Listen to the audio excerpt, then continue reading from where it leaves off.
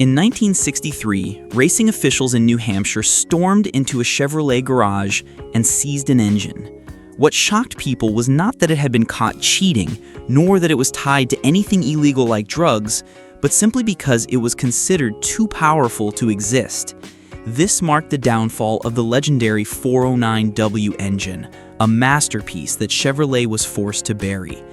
Behind its thunderous roar lay tales of controversy, corporate betrayal, and tragedies that turned it from a celebrated engineering triumph into a forbidden piece of history. Many began calling it a coffin on wheels, a machine so dangerous and unstable that Chevrolet had no choice but to destroy its own creation. The origins of this beast go back to 1961, during the height of Detroit's horsepower wars. Chevrolet was determined to dominate, and in pursuit of speed and glory, they introduced a radical 6.7-liter V8 that was unlike anything else. Ed Cole, Chevrolet's chief engineer who would later become GM's president, spearheaded its development. Cole's team created a unique W-block design, giving the engine a distinctive valve angle that drastically improved airflow and efficiency. Built at GM's Flint, Michigan plant, the same place that produced the Corvair and later the small block V8, the 409 quickly earned a reputation. Retired Chevy mechanics often recalled how tricky it was to maintain. The twin carburetors looked beautiful when tuned correctly, but were notorious for being unforgiving if the synchronization was even slightly off. Its unusual design gave it the nickname 409W. The wide-angle valve setup made it stand apart from every other engine of its era. It wasn't just raw horsepower, it was a challenge to rivals in both drag racing and on the street. Chevrolet was determined to take risks and deliver something untamed, something that gave muscle car fanatics the thrill they were craving. And by 1962, it was already rewriting the rules. The base model of the 409 produced 360 horsepower with its single Carter carburetor. Chevrolet wasn't satisfied, and soon they pushed it to 380 horsepower. But the real shocker came when they unleashed the 409-400, delivering a full 400 horsepower while maintaining a staggering 400 pound-feet of torque. This engine was built to dominate, and it did. As the 409 rose to fame, it collected nicknames that spoke to both admiration and fear. Racers and mechanics called it the Beast, thanks to its untamed strength and difficult tuning process. Drag racers nicknamed it the Impaler, after the Impala SS models that shredded competition on the quarter mile. The Beach Boys immortalized it in their hit single 409, cementing its pop culture legacy, though ironically the band later admitted their personal preference for Fords. Meanwhile, critics and nervous officials gave it darker titles, most infamously the Widowmaker, after accidents and its dangerously high power-to-weight ratio in lighter cars like the Biscayne. To some, this was exaggerated propaganda pushed by Ford and Pontiac to justify restrictions against Chevy, but their reputation stuck. In Canada, where the 409 survived longer under Pontiac badges like the Parisienne, it became known as the Canadian Ghost. American enthusiasts smuggled them across the border to keep the outlaw spirit alive. And then there was the ultra-rare Z11 variant, a secret 427 cubic inch evolution that unofficially touched 500 horsepower. Limited production and GM's attempts to hide its existence gave it another nickname, the Chevy that never was. Each name carried a piece of the legend: the Beast, the Impaler, the Bomb, the Widowmaker. Each one told a different side of a story that was part triumph, part tragedy. At its peak, Chevrolet's WOW motor reached 425 horsepower with high compression, twin 4-barrel carburetors, and solid lifters. It was untouchable on drag strips, a weapon against Ford's 406 and Pontiac's 421. And yet, its dominance invited enemies. By 1963, the NHRA cracked down hard.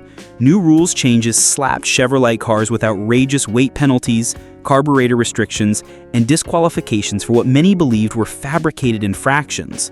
Rivals had lobbied heavily, and it worked.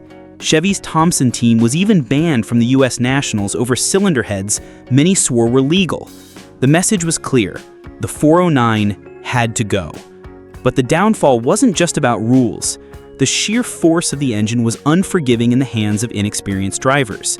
Street races sometimes ended in disaster, and its reputation as the Widowmaker grew. For Chevrolet, the legacy of the 409 was bittersweet. It was proof they could build an engine that scared the competition into changing the rules, but it also became too dangerous, politically and literally, for its own survival. When a 409-powered Biscayne flipped at more than 110 miles per hour and claimed the lives of 2 teenagers, newspapers didn't hesitate to brand the motor the WidowMaker. The grim nickname stuck, and lawsuits began piling up against Chevrolet dealerships.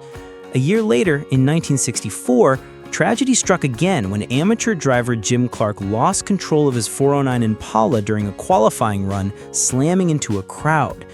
That incident sealed the engine's dark reputation and fueled louder demands for Chevrolet to abandon it. Chevy quietly stopped advertising the 409 after the crashes, but the stigma of danger followed it everywhere. By 1964, the engine remained mostly unchanged from the prior year, but a major shift occurred when Chevrolet quietly discontinued the 425 horsepower version late in the production run. This marked the beginning of the end. By 1965, the lineup had been trimmed down to 340 and 400 horsepower variants, and halfway through the year, the 409 was replaced altogether by the newer 396 V8. That transition officially ended the short but explosive reign of the 409. In just 5 years, from 1961 to 1965, more than 15,000 units were produced. Roughly 9,000 found their way into cars, while the rest were sold as crate engines. These crate motors allowed enthusiasts to transplant the 409 into their own builds, keeping its roar alive long after the factory turned its back on it. Chevrolet's abandonment of the 409 wasn't just about performance, it was also corporate politics. In 1963, General Motors announced a ban on factory racing. Publicly, executives claimed it was for safety, citing the negative press from fatal Corvair crashes.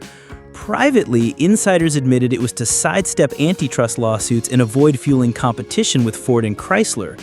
That betrayal left independent racers stranded. Dealers were ordered to stop selling racing parts, leaving many drivers to scour junkyards for scraps just to keep their cars running. Oddly enough, the 409's second life came not in America, but across the northern border. Canadian Pontiacs built on Chevrolet platforms were fitted with the 409 under names like Parisine, Laurentian, and Grand Parisine. These models offered Canadian buyers a unique mix of Pontiac styling with Chevrolet's brute power. But when the US ban took effect, a shadowy underground movement emerged. Smugglers began sneaking Canadian-built 409 Pontiacs across the border to feed America's growing hunger for the outlawed engine. U.S. Customs eventually seized more than 20 cars in 1965, even handing out fines and jail time. In many ways, it became a corporate civil war, with GM's own Canadian division undermining Chevrolet's official withdrawal. On the drag strip, the 409 left behind unforgettable scars. In stock form, the engines could run quarter miles in the low 14-second range, and with minimal modifications, better tires, open headers, they could dip into the high 13s. Drivers like Don the Snake Nicholson stunned crowds at Pomona in 1962, blasting through the quarter mile in just 13.7 seconds and humiliating Ford's 406-powered Galaxies. Hayden Proffitt went even further with a stroked Z11-powered Impala, breaking into the 12s and earning his machine the nickname the Chevy that broke drag racing. By 1963, 409-powered cars had claimed more than 20 NHRA stock eliminator titles, cementing its dominance and terrifying rival manufacturers. But as powerful as it was, the engine was never perfect. Its W-block design struggled with airflow, often causing overheating and blown head gaskets. The dual carburetor setups, while monstrous in output, were notoriously temperamental. Mechanics often joked that a perfectly tuned 409 on Friday would be coughing and misfiring by Sunday. Solid lifter cams added even more stress, creating a setup that demanded constant attention but rewarded with sheer brutality on the strip. Chevrolet continued experimenting, introducing single 4-barrel versions rated at 340 and 400 horsepower and reviving the dual 4-barrel monster at 425 horsepower. These carried into 1964, but by 1965 the dual carb was dropped and the new 396 big block signaled the end of the line. Beyond passenger cars, the 409 also found duty in trucks, but its glory days were behind it. The rarest and most mysterious evolution was the Z11, an overboard and stroked 427 cubic inch version that reached compression ratios as high as 13.5 to 1. Only a few cars were ever factory equipped with this monster before GM ordered the project killed. Rumors persist to this day that some unsold Z11s were buried in a Michigan landfill, never to see the light again. Despite its decline, the 409 produced legends. Don Nicholson, Hayden Proffitt, Dave Strickler, Grumpy Jenkins, and Dick Harrell and the underdog Thompson Chevrolet team all etched their names in racing history with this engine. Some accused Ford of bribing officials to handicap Chevys, while others blamed GM for abandoning its own warriors. Either way, the 409 carried a rebellious spirit that inspired loyalty long after its official demise. By 1965, the writing was on the wall. The 396 was lighter, smarter, and far more efficient. Insurance companies doubled premiums on 409-powered cars, while increasing environmental regulations cast a shadow on thirsty high-compression V8s. GM itself had sabotaged its own king, leaving the 409 to fade into legend. Yet its impact was undeniable. From drag strips to pop culture songs, from street races to smuggling rings, the 409 had lived fast and died young, leaving behind a trail of myths and what-ifs. Today, enthusiasts still hunt for rebuildable blocks, though they are scarce. Thanks to modern aftermarket parts, builders can now push the 409 far beyond its original limits. Stroker kits, aluminum heads, and even crate versions pushing 500 cubic inches keep the spirit alive. It was betrayed by its own creators, outclassed by its successors, and feared by rivals. But the roar of the 409 WidowMaker still echoes as one of the most rebellious engines Chevrolet ever built.